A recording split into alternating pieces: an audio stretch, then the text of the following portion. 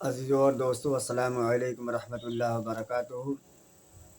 حضرات، میں آپ حضرات کی خدمت میں دنیا کا سب سے بڑا بد نصیب کے بارے میں ذکر کر رہا ہوں۔ تو میں نے پہلا بد نصیب ابلیس کے بارے میں ہم نے بتا دیا، اس کے بعد دنیا کا پہلا قاتل قابیل کے بارے میں بھی بتایا۔ اب آئیے ہم آج آپ کی خدمت میں پیش کرنے والے ہیں ایک نبی کا بد نصیب بیٹا جس کا نام تھا کنعان۔ تو شروع کرتے ہیں۔ کنعان وہ بد نصیب ہے جو ایک بڑے نبی کا بیٹا ہوتے ہوئے اللہ کی رحمت سے محروم رہا۔ قرآن میں اس کا دردناک انجام بڑے عبرت انگیز طریقے سے بیان ہوا ہے۔ اس سے صاف معلوم ہوتا ہے کہ اللہ تعالیٰ کسی سے اس بنا پر خوش نہیں ہوتا کہ وہ کسی نبی کا بیٹا ہے یا کسی اونچے خاندان میں پیدا ہوا ہے یا کسی اللہ والے سے اس کا کسی قسم کا تعلق ہے، بلکہ اللہ اس سے راضی ہوتا ہے جو اس کی فرما برداری کرے اور نافرمانی سے ڈرے اور اچھے کام کرے۔ اس مختصر تمہید کے بعد کنعان کا حال پڑھیے اور نصیحت حاصل کیجیے۔ کنعان اللہ کے ایک بڑے نبی حضرت نوح علیہ السلام کا بیٹا تھا۔ حضرت نوح علیہ السلام کے وہ رسول ہیں حضرت نوح علیہ السلام اللہ کے وہ رسول ہیں جنہوں نے 950 برس تک لوگوں کو اللہ کی راہ پر لانے کی کوشش جاری رکھی، لیکن گنتی کے کچھ ہی لوگ ایمان لائے، باقی اللہ کے نبی کا مذاق اڑاتے اور انہیں ستاتے رہے۔ ان میں حضرت نوح علیہ السلام کا بیٹا بھی تھا۔ 950 برس کی تبلیغ کا یہ نتیجہ سامنے آنے کے بعد اللہ تعالیٰ نے حضرت نوح علیہ السلام کو حکم دیا کہ جس طرح ہم بتاتے ہیں اس طرح ایک کشتی تیار کرو اور دیکھو اب اپنی قوم کی سفارش اور اس کا غم مت کرنا۔ اب ہم ان سارے فرمانوں کو غرق کرنے والے ہیں، ہم ان سارے نافرمانوں کو غرق کرنے والے ہیں۔ یہ حکم پا کر حضرت نوح علیہ السلام اپنے چند ساتھیوں کی مدد سے کشتی بنانے لگے۔ کنعان اور اس کے ساتھی کشتی بناتے دیکھتے تو ہنستے اور کہتے، کیا خشکی میں جہاز چلاؤ گے؟ حضرت نوح علیہ السلام یہ بدتمیزی کی باتیں سنتے تو کہتے، تم اب زیادہ دنوں تک ہنس نہ سکو گے، بہت جلد وہ وقت آنے والا ہے جب تم سب اپنے کرتوتوں پر رو گے اور کوئی تمہارا سننے والا نہ ہوگا۔ آخر وہ دن آ ہی گیا جس کا وعدہ تھا۔ ایک تنور سے پانی ابل پڑا۔ اللہ تعالیٰ نے حضرت نوح علیہ السلام کو حکم دیا کہ ہر جاندار میں سے ایک ایک جوڑا کشتی میں رکھ لو اور اپنے گھر والوں کو کشتی میں بٹھا لو اور انہیں بھی جو ایمان لا چکے ہیں۔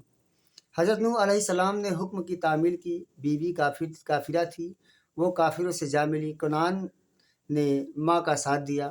اب آسمان سے موسلادھار بارش شروع ہو گئی، اتنا پانی برسا کہ سب جل تھل ہو گیا، دریاؤں میں باڑھ آ گئی۔ دیکھتے دیکھتے سب کچھ ڈوبنے لگا۔ حضرت نوح علیہ السلام کی کشتی پانی پر تیرتی رہی۔ حضرت نوح علیہ السلام نے بیٹے کو کافروں کے ساتھ دیکھا تو محبت پدری نے جوش مارا، فرمانے لگے، بیٹا ان ظالموں کا ساتھ چھوڑ دے، اللہ کا حکم مان لے اور ہماری کشتی میں آ جا۔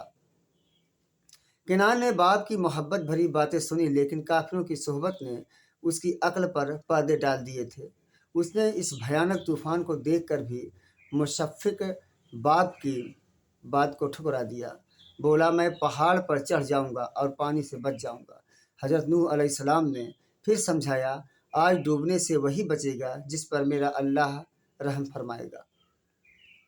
باپ بیٹے میں یہ باتیں ہو رہی تھیں کہ پانی کی ایک اونچی سی لہریں آئی اور کنعان کو بہا لے گئی۔ کنعان ڈوب گیا۔ حضرت نوح علیہ السلام بیٹے کا یہ دردناک انجام دیکھ کر تڑپ گئے، اللہ کو پکار اٹھے، میرے مالک، میرا بیٹا بھی ڈوب گیا، تو نے مجھ سے وعدہ فرمایا تھا کہ میرے گھر والوں کو بچا لے گا، یہ تو میرا بیٹا تھا۔ حضرت نوح علیہ السلام کی پکار کے جواب میں اللہ تعالیٰ نے فرمایا، نہیں، وہ تمہارے گھر والوں میں سے کب تھا؟ وہ تو کافروں کا ساتھی تھا اور اچھے کام نہیں کرتا تھا۔ جب تم اتنی سی بات نہیں سمجھتے تو پھر مجھ سے فریاد کیوں کرتے ہو؟ اللہ کی طرف سے یہ جواب پا کر حضرت نوح علیہ السلام سمجھ گئے انہوں نے اللہ سے معافی مانگی اور مطمئن ہو گئے کہ جس کے جیسے کرتوت ہوتے ہیں اس کو ویسا ہی بدلہ بھگتنا پڑتا ہے، چاہے وہ نبی کا بیٹا ہو۔ بد نصیب کنان یہ نہیں کہ مرا، بلکہ وہ ہمیشہ کے لیے جہنمی قرار دیا گیا۔ بد نصیب کنان یہ نہیں کہ مر گیا، بلکہ وہ ہمیشہ کے لیے جہنمی قرار پایا۔ کسی کے حصے میں جہنم کا آنا ہی سب سے بڑی بد نصیبی کی بات ہے۔ تو دنیا کا سب سے بد نصیب بیٹا کنان کہلایا۔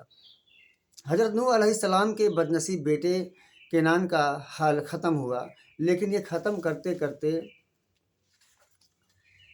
ہمیں حضور نبی کریم صلی اللہ تعالی علیہ وسلم کے وہ ارشادات یاد آ رہے ہیں جو آپ نے ایک بار اپنی قوم قریش، اپنے خاندان بنی عبد مناف اور اپنے گھر والوں کو پکار پکار کر فرمایا تھے۔ آپ نے فرمایا، اے قریش کے لوگوں، اپنے آپ کو جہنم سے بچانے کی فکر کرو، میں خدا کے عذاب سے تم سے ذرا بھی نہیں ٹال سکتا۔ اے عبد مناف کے خاندان والو، میں تم سے اللہ کا عذاب کچھ بھی نہیں ٹال سکتا۔ اے عباس بن عبد المطلب، حضور کے چچا تھے، میں اللہ کے عذاب کو تم سے ذرا بھی نہیں ٹال سکتا۔ اے صفیہ، حضرت کی پھوپھی، میں تم سے اللہ کے عذاب کو ذرا بھی نہیں ٹال سکتا۔ اے میری پیاری بیٹی فاطمۃ الزہرا، جو مال مانگے میں تجھے دے سکتا ہوں، لیکن اللہ کے عذاب سے تجھے ذرا سا بھی نہیں بچا سکتا۔ بس تم سب اپنے کو بچانے کی فکر کرو کہ ایمان اور عمل ہی وہاں کام آئیں گے۔ حضرات غور کیجئے، یہ سب حضور صلی اللہ علیہ وسلم نے کس سے فرمایا؟ اپنے سب سے زیادہ قریبی عزیزوں سے۔ تو سوچئے، ہم آپ کو گنتی میں ہیں۔ ہمیں اس دھوکے میں نہیں رہنا چاہیے کہ کوئی پیر صاحب یا فلاں حضرت بخشوا لیں گے۔ کنان کو حضرت نوح جیسے جلیل القدر پیغمبر کی دہائی نہیں بچا سکی۔ اللہ کے آخری نبی صلی اللہ علیہ وسلم کے ارشادات اوپر گزر چکے ہیں، تو پھر کسی اور کی کیا مجال ہے؟ ہمیں خود بڑھ کر اللہ کے توفیق تلاش کرنا چاہیے اور دعا کرتے رہنا چاہیے کہ ہم ایمان کے ساتھ زندہ رہیں اور ایمان کے ساتھ خاتمہ ہو، اور جب تک زندہ رہیں اس کے صالح بندوں کی صحبت نصیب رہے، اور جب دم واپسی ہو، یا اللہ لب پہ ہو لا الہ الا اللہ، وآخر دعوانا الحمدللہ رب العالمین۔